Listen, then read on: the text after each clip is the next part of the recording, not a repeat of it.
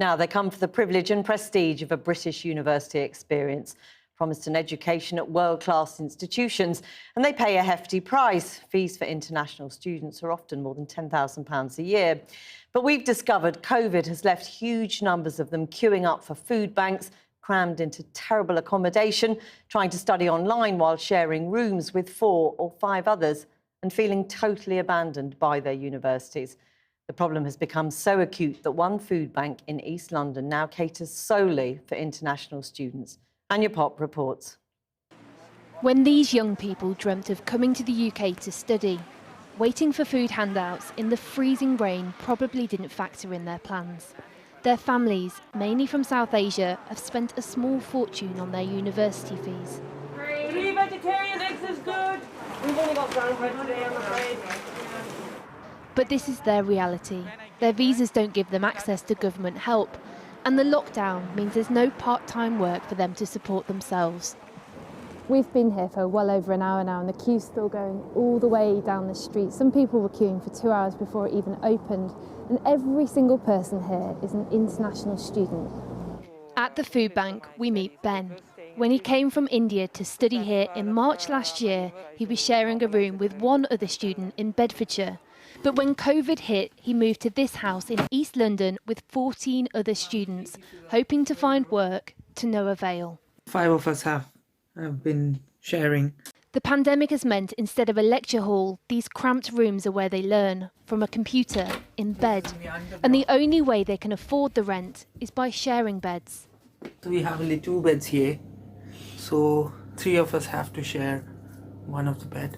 And when one of the 15 students got COVID, it tore through the whole house. Financially, we could not support ourselves, so it was really hard for us to put food on a plate for a while. We had to ration ourselves, as I said earlier. You have to ration yourselves? Yeah, that. So things were really tough. Funds that we get from back home can only support us for some time.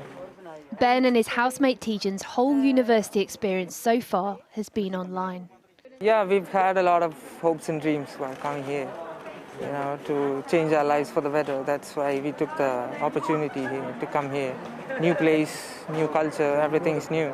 It was much different than what we had pictured when we got our visa in our hands. Do you tell your parents about the situation here? Well, obviously not every detail, because they're going to worry. They don't want to know that we came here just to suffer. Sorry about the wait, but we do start at 7 o'clock, sister. 2 please, eggs is good. Such is the demand, this food bank now only serves international students.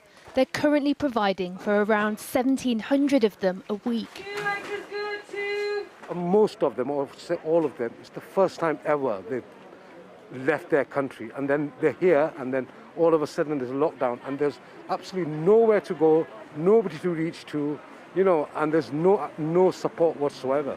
So they were completely lost.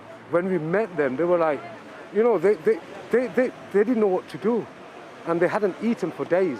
Especially in the first lockdown, we had quite a lot of number of students who were homeless, basically, who had been booted out of their homes because they hadn't been able to pay the rent. They didn't know where to go, who to turn to. Whose responsibility should this be? Obviously, the government will say... There's no doubt about it. This should be the responsibility of the universities. The universities are charging them huge amounts of money, basically, to getting them here. At the moment, they're doing online courses. It's not costing them much.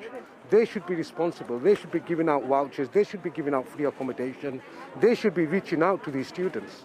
But unfortunately, it's not happening. Are you surprised at how little help there's been? I'm shocked.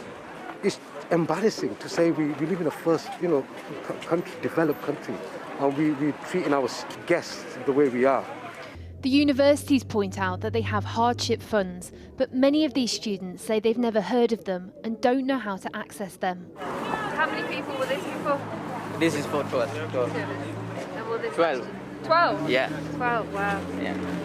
And will this last you the week? Yeah, I hope so. Like many of their friends, Abhinav and Esnal from India are in an overcrowded house to help stretch their budget. And how much money do you have to survive each week? It's like we are like 12 of them. We share like 10 to 15 pounds per week. International students are lucrative for universities as they pay significantly more for their courses. They want their fees reduced while they're learning online, so they have money to get through the pandemic. We paid a lot of money in the university, and we can't like just quit everything and go back. Like we will be in debt. So there's like I had to pay like £12,700 for the first year. The pandemic has had a seismic impact on everyone in education. But for those who travelled halfway around the world to get one on these shores, who have no support net to catch them, are finding themselves having to rely on charity and are left wanting from the institutions that invited them here in the first place. Well, we're joined now by Vivian Stern of Universities UK International. Vivian Stern, I've seen some of the ads for UK universities trying to woo international students, promising world-ranking institutions, a world-class experience. There's nothing world-class about the way these students are living and studying at the moment, is there? Look, I think when you hear stories like that, there's absolutely no question this is an exceptionally difficult time. And to hear students who are, trying to pursue degrees under those circumstances, it is obviously a really tough situation for them. I would say that when a student says to me, or I hear a student say, I don't know who to ask in my university for help, it sort of makes me really frustrated, because frankly, I would say to that student, reach out to your student welfare team. They will be in touch with you on a regular basis. So is this the students' fault then? Available. Is this the students' fault? They're not reaching out, they're not finding the help that's available? No, I mean, I think the frustration is that there is support available. Universities across the country have put millions of pounds into supporting students through these incredibly difficult times. And it's not just, financial support, it's all sorts of other things. So food deliveries for students who are struggling to access food for one reason or another. Lots and lots of support with, for example, technology, IT, laptops.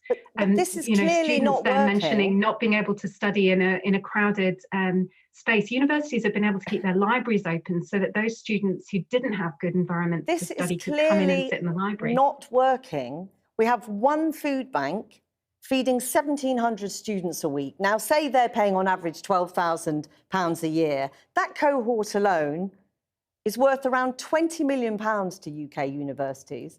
Are you telling me there is not more that can be done for those students? No, I'm not saying that. I think that, the frustration is the support is available.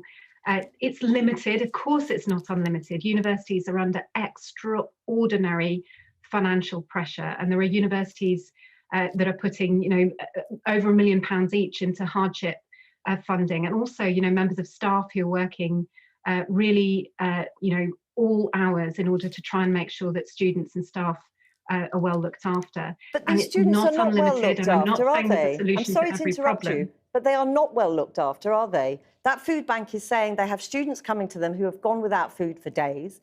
They are now feeding exclusively 1,700 international students a week. And we've also been told that there's a similar picture in other food banks across the country. So clearly, the universities are not doing enough. I think one very obvious thing that we need to fix is to make sure that any student who finds themselves in that situation make sure that the university that they're registered with knows about their circumstances. It is incredibly important. And we understand that some students don't want to tell the university because they're worried that because of the visa rules under which universities operate, that they might find themselves in a difficult position if they let the university know that they're struggling. They need to just get in touch, because universities will have lots of ways to make sure that whatever the situation is, they can support the students through that. Very briefly, very briefly, there's one other very obvious thing that the students themselves would like the universities to do, and that's to cut the fees they're paying right now. Why won't universities do that? I understand that, but you also have to understand that the costs that universities are facing to provide online education and all of the additional support that nobody dreamt they would have to provide this time last year, all of the additional welfare support, laptops, extensive cleaning protocols, additional staff to support student mental health, food deliveries, all of those other things. The costs on universities are growing, not decreasing. Sorry to end it there. Love to talk to you some more another time about this, but thanks very much for joining us this evening.